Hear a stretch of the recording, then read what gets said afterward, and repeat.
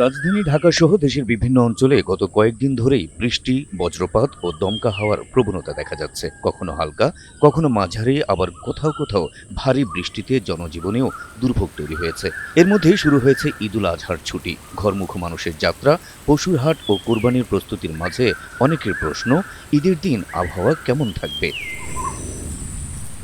বাংলাদেশ আবহাওয়া অধিদপ্তরের ৫ দিনের পূর্বাভাস বলছে, ঈদের দিনও দেশের বিভিন্ন এলাকায় বৃষ্টির সম্ভাবনা রয়েছে। বিশেষ করে রংপুর, রাজশাহী, ময়মনসিংহ ও সিলেট বিভাগের অনেক জায়গায় হালকা থেকে মাঝারি ধরনের বৃষ্টি ও বজ্রবৃষ্টি হতে পারে। এছাড়া ঢাকা, খুলনা, বরিশাল ও চট্টগ্রাম বিভাগের কিছু কিছু এলাকাতেও বৃষ্টিপাতের সম্ভাবনার কথা জানিয়েছে আবহাওয়া অফিস।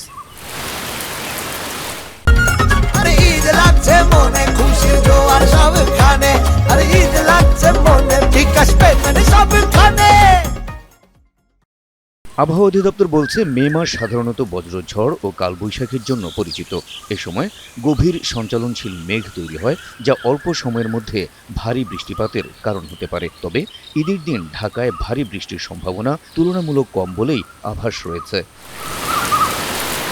ঈদের দিন ঢাকায় ২ দফায় বৃষ্টি হতে পারে, একটি ভোর থেকে সকাল পর্যন্ত এবং আরেকটি শেষ বিকেল বা সন্ধ্যার দিকে। ভোর থেকে সকাল ১০টা পর্যন্ত ঢাকা বিভাগের কোথাও কোথাও হালকা থেকে মাঝারি বৃষ্টিপাত হতে পারে।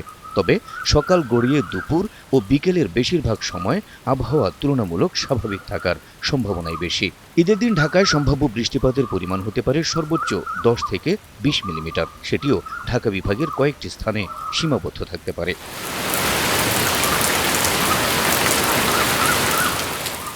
এদিকে ঈদের আগের দিনও দেশের বিভিন্ন অঞ্চলে মাঝারি থেকে ভারী বৃষ্টিপাত হতে পারে বলে পূর্বাভাস দিয়েছে আবহাওয়া অধিদপ্তর। এতে শেষ মুহূর্তের পশুর হাট ও ঈদ যাত্রায় ভোগান্তি বাড়ার আশঙ্কা রয়েছে।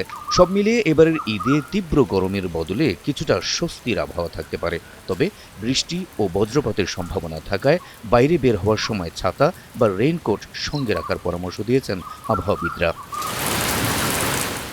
Habib Russell, NTV online.